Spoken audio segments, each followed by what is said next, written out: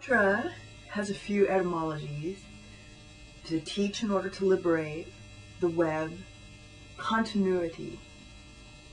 In a way, they're all the same because liberation has to do with seeing the oneness of all things.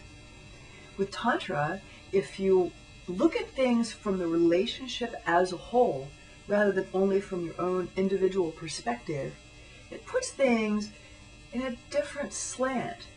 For example, in a relationship, if you feel always from your own point of view, looking at the relationship, I am here, he or she is there, and this is my perspective on it, and he's not treating me right, or I need this from him, or I think he's doing that, it always keeps us focused within only part, and it can lead to a lot of unhappy feelings that you can avoid by looking at it in a slightly different way. Just a mental adjustment can change everything. Just think of it from the relationship of the relationship.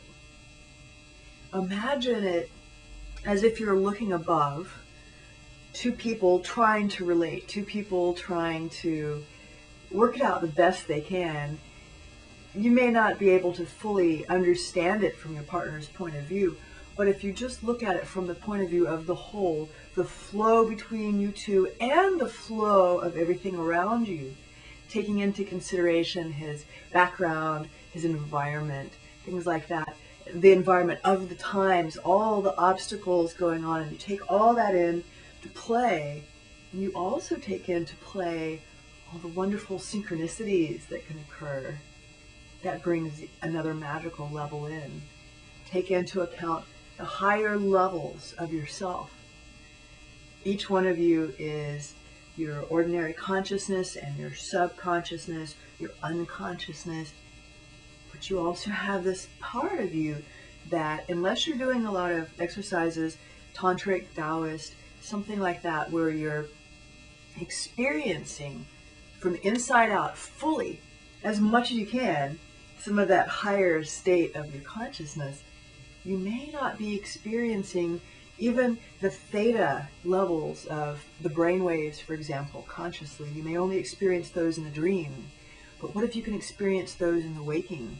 A kind of tantric awakening, tantric lucidity, and look at the world from that point of view, where it's not only your subconscious, you're also the lucidity consciousness, and not only you but your partner. From the viewpoint of the whole, you can just put everything in a sense of love, consciousness, vibration, and do the exercises themselves. The tantric exercises are very physical. The misconception is that they're sexual, but they don't need to be sexual.